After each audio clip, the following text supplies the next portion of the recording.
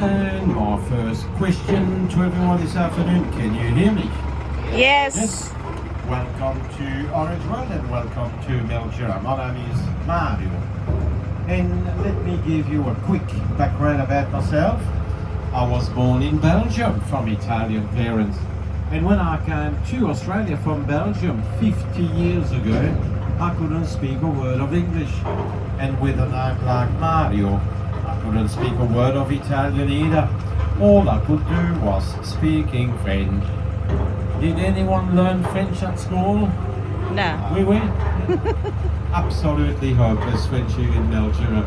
So what they did to me, they put me right here in this property to pick oranges and mandarins. And then I got a little bit friendly with my boss, Charlie.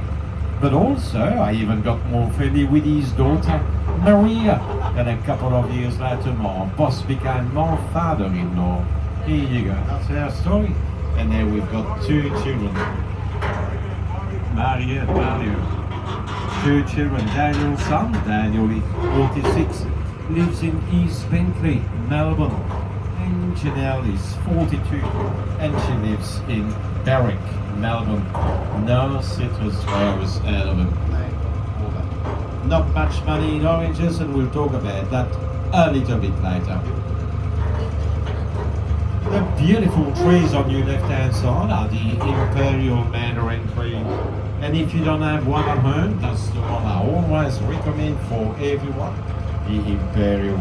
Easy to peel, seedless, very sweet and very juicy. And here in Mildura we harvest them in June, July and August every year. So if you don't have one, plant one. And 3 years later, you'll be picking the first mandarin off your tree. So it doesn't take too long. And in this property we have 10,000 trees. 10,000 trees in 50 acres. Seems to be a lot of trees, 10,000 trees, but in actual fact it's only an average size property. And if one day, ladies, gentlemen, you say that's it, sick of where we live, sick of what we do in life, we are moving to Mildura and we are buying Mario's property right here. Ladies, gentlemen, don't do it, don't do it. Not much money in oil. Would you believe that sometimes we make no more than 40 cents per kilo of oil? That's not much, 40 cents a kilo. So what we've done over the years, we've cut a lot of orange trees and replanted mandarin trees where we make $1 a kilo. Stick with what you do in life and leave the citrus industry with Mario, Maria and Luigi. Yeah? When we come back, we'll pick a nice mandarin off the tree at the end of the tour. And by the way, these trees just here on your left, the oldest trees in the farm, they are 80 years old, 80. And in the world today, there is well over 500 different types of oranges. That's a lot, isn't it? 500 types of oranges in the world. And there is a gentleman at the back from the Philippines. I forgot his name. He was saying to me, oh Mario, when you do a tour, can you talk a little bit more about this?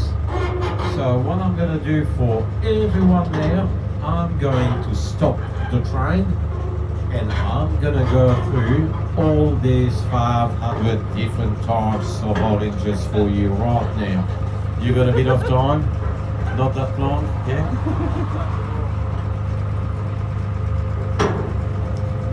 We'll cut them in two.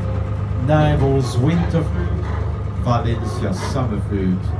And we pick the navels from the end of May all the way to the end of November. We pick the Valencia, our summer fruit, between September and June every year. So we have oranges 12 months of the year. The juice that you've been drinking this afternoon in the kiosk was from a Cara name, one of the brand new varieties of oranges. But if you are going to plant an orange tree at home, the one I recommend for you is the one on the left, the famous Washington navel. Have you heard of the Washington navel, anyone? No? The sweetest, the juiciest in the world.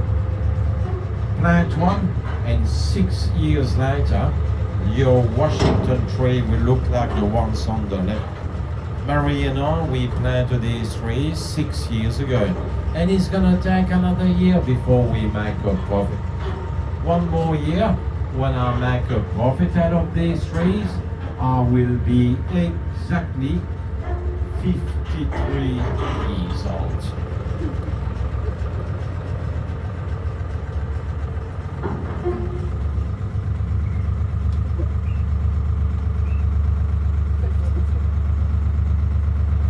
Alright, 73.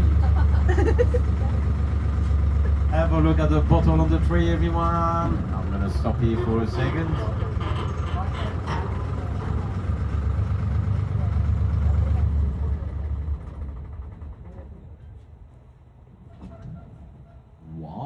Why did I put a bottle on the tree? Birds? Flies? Alright. Look, I better tell you because this one is actually a little bit tricky. On the other side of the road, we've got the Stanley Winery. And up to about 10 years ago, we used to be able to go to the winery and have a few tastings. And obviously we bought a bottle or two. 10 years ago they closed it to the public. We couldn't go anymore. And I was a bit upset because I do like my little glass of wine at night time. And look, I've got a very good doctor. My doctor keeps telling me that I need to drink at least one glass of wine every night. He's a good doctor. If you want his name and phone number, I'll give it to you. Dr. Ruman. You know Dr. Ruman? He's from Bangladesh. Mario, you need to drink more. Oh yeah, that's what keeps me going. So now what I did, I kept in contact with that winery, and every day, every 2 days, someone comes from the winery and fills up that bottle with wine. You don't believe me. But it's a good story though.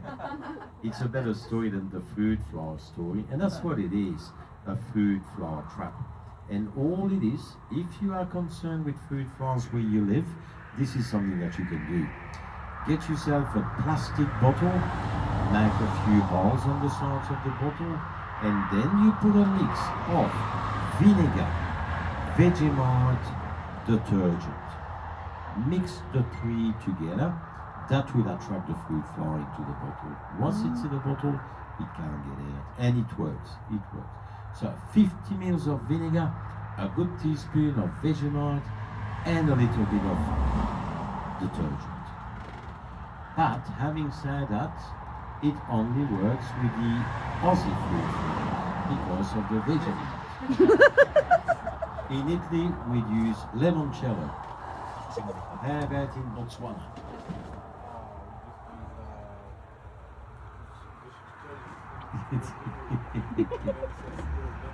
All right. In Malaysia? No idea. In India, I bet you curry. No curry. Probably Honey? Yeah. Ooh, honey. And in the Philippines?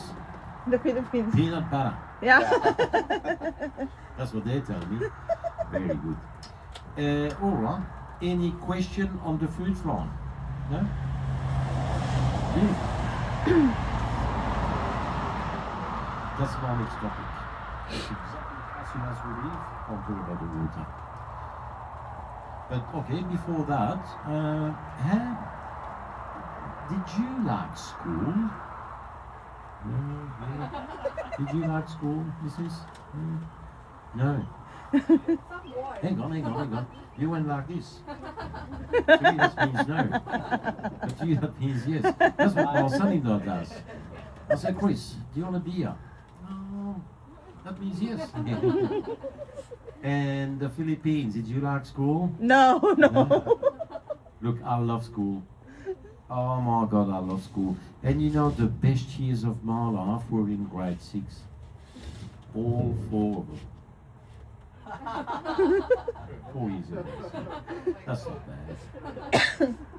And you know, back in Belgium, I don't know if you know much about Belgium, but very Catholic country over there, with the nuns with the long black dresses. And I was very good friends with a couple of friends from Congo, because there was a lot of Congolese back in Belgium. But that nun, when we were in grade 4, she used to hit us. Oh my God, she used to hit us. You know, 1 minute it would be a duster. Oh, then a broomstick. Sometimes a couple of books, a Bible. Whatever she could put her hands on to defend herself.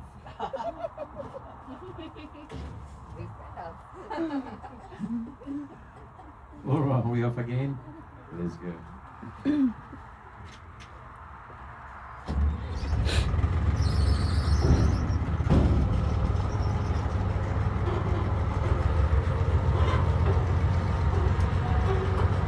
So in order to have a beautiful, juicy food, the trees need a couple of things.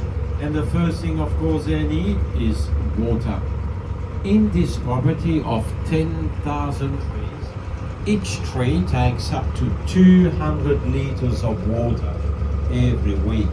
Once a week, 200 liters of water. And because it doesn't rain very often in Mildura, we have to get that water from the mighty Mare River. In all per year, 200 million liters of water. That's a lot of water. And obviously we use a drip irrigation as well. Now, this little bit of rain we're getting there is absolutely nothing. For us not to water the trees, we need at least 1 inch of rainfall. Otherwise, the chances are that 4 o'clock today, we'll put the water on, we'll turn the water. And then they need frosts. The frosts are important because they add a lot of sugar, a lot of sweetness into the juice. So the colder it gets, the sweeter the juice. And of course, they need sunshine, as the sunlight will help ripening the fruit. And here in Mildura we have all these ingredients, especially our famous frost. And of course we've got sunshine galore. More sunshine here than anywhere else in Victoria. But not today, no? Not today. Look at these beautiful trees on your right and left. Marie and I, we planted them 3.5 years ago. A brand new variety of oranges on the market, called the Cara navel. Now, that's the one I've talked about before, and this is a lighter version of the Cara navel. October, November, these ones. And look at the dirt, look at the soil. A mix of sand and red lime. And this beautiful dirt gives us a perfect orange. And then grapes, tomatoes, capsicums, chilies, cannabis. Cannabis.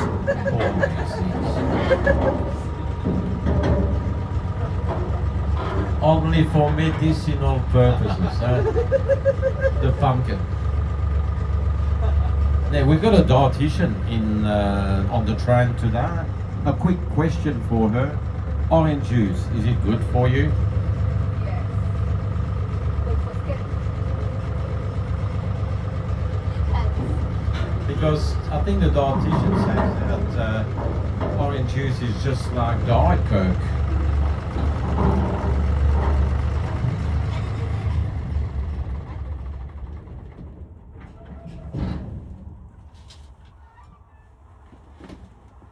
Everything in moderation, huh? Everything in moderation. Now, what's your name? Miles? What's your name? Shreyas. Shreyas? Yes. Miles Shreyas. And what's your name? Salso. Sals? Salso. Salso. Yeah. You three. Is that alright if we leave the men here? Or we pick you up later. Is that alright? And you three, starting with Mars, take a row each. And how many trees can you have a wee on for me? A susu. How many susu can you do?